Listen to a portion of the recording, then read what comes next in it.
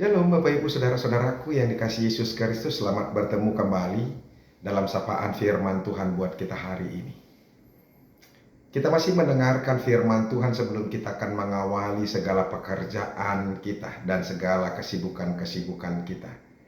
Supaya firman Tuhan itu yang menuntun kita, arah jalan kemana kita akan pergi dan mau kemana kita akan sampai. Sehingga kita tidak akan menjadi orang yang keliru. Amin. Firman Tuhan yang menjadi renungan buat kita hari ini yaitu yang terambil dari Mazmur pasal ke-119 ayat yang ke-105.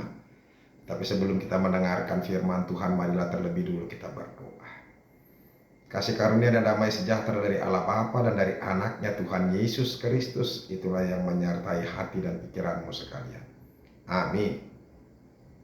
Bapak Ibu, Mazmur 119 ayat yang ke-105. Demikianlah firman Tuhan. Firman-Mu itu pelita bagi kakiku dan terang bagi jalanku. Demikianlah firman Tuhan. Saya pikir tidak ada kita lagi yang tidak pernah mendengarkan firman Tuhan ini. Ini firman Tuhan yang sangat-sangat terkenal sekali. Bahkan sampai ada seorang yang menggubah ini menjadi apa? Sebuah lagu. Ya. Firman-Mu pelita bagi kakiku, terang bagi jalanku. Begitu indah sekali sebenarnya lagu itu. Saudara-saudaraku yang dikasihi Yesus Kristus, firman Tuhan memang adalah pelita bagi kaki kita dan terang memang buat kita berjalan. Orang tidak akan bisa berjalan dengan benar, tahu kemana arah yang dia temui atau dia jalani dan tujuan kemana dia akan sampai kalau dia tidak diterangi oleh firman Tuhan. Tahukah Bapak Ibu Saudara-saudara bahwa hidup kita di dunia ini sebuah perjalanan yang begitu jauh,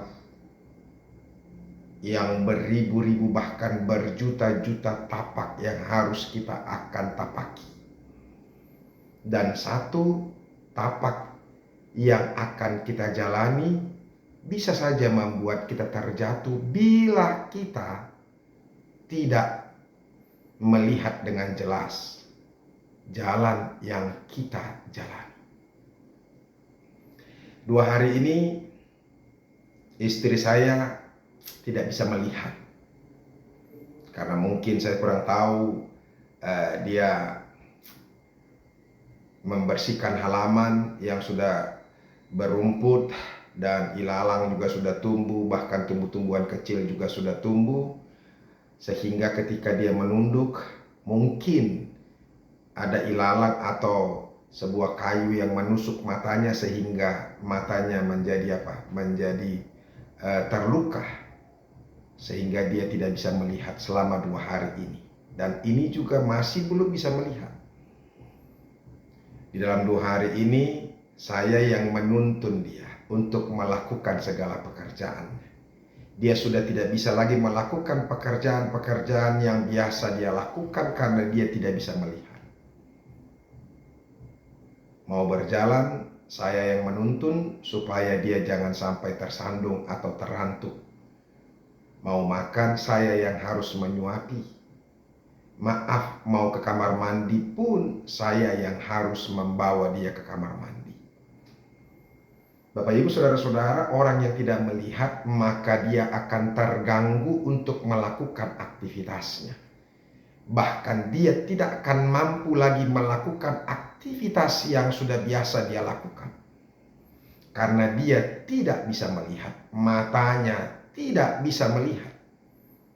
Sehingga ketika dia tidak bisa melihat, maka segala sesuatu itu menjadi gelap.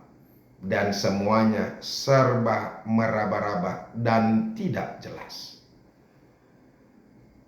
Bapak Ibu Saudara-saudara, demikian juga dengan iman percaya kita. Perjalanan kehidupan iman kita dalam dunia ini juga kita sedang berjalan di tengah-tengah di tengah-tengah belantara kegelapan ini.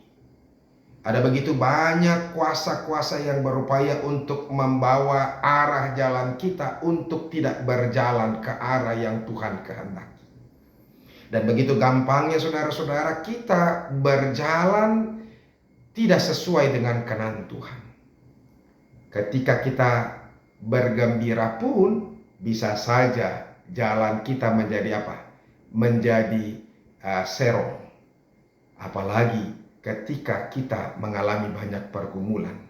Ada begitu banyak orang yang mengalami pergumulan, ujung-ujungnya dia mencari pelarian dalam hidupnya, sehingga pelariannya itu membawa dia kepada ketersesatan iman, perilaku yang sesat. Oleh karena itulah saudara-saudara, firman Tuhan ini mengingatkan kita supaya kita boleh melangkah dengan jelas, boleh melihat dengan terang melalui iman. Memang di depan kita, untuk yang di depan kita, untuk besok, untuk 2 hari, setahun, 3 tahun, kita tidak akan mengerti apa yang harus kita jumpai. Tetapi ketika firman Tuhan itu yang membimbing kita, yang memimpin kita, maka kita tahu arah mana yang kita tuju. Apa yang harus kita lakukan? Orang tidak akan bisa melakukan satu langkah pun yang tepat, yang benar, yang Tuhan kehendaki kalau dia tidak hidup bersama dengan Tuhan. Kalau tidak firman Tuhan yang menuntun dia. Bapak Ibu saudara-saudaraku, hati-hati. Banyak orang sedang tersesat. Mungkin juga Anda, mungkin juga saya, mungkin juga kita semua. Ketika kita membiarkan hidup kita tanpa firman Tuhan yang pasti bahwa hidup kita sedang tersesat. Kita sedang berjalan ke arah yang salah. Jangan katakan saudara-saudara saya punya pengetahuan, saya ini S1, saya ini S2, saya ini doktor atau profesor. Tidak peduli saudara-saudara sepintar apapun kita. Tidak peduli saudara-saudara, jangan katakan kita adalah orang yang kaya. Jangan katakan saya adalah orang yang punya jabatan dan segala macam. Tidak peduli kita sekaya apapun, setinggi apapun jabatan kita, sepintar apapun kita. Kalau kita tidak hidup bersama dengan Tuhan dan tidak mengandalkan Tuhan, maka jalan kita sudah pasti akan sel. Sebab hanya firman Tuhan saja yang bisa membuat kita berjalan lurus ke arah yang Tuhan kehendaki, ke arah yang Tuhan kenal, sehingga kita boleh sampai nantinya ke tempat di mana Tuhan mau kita berjumpa.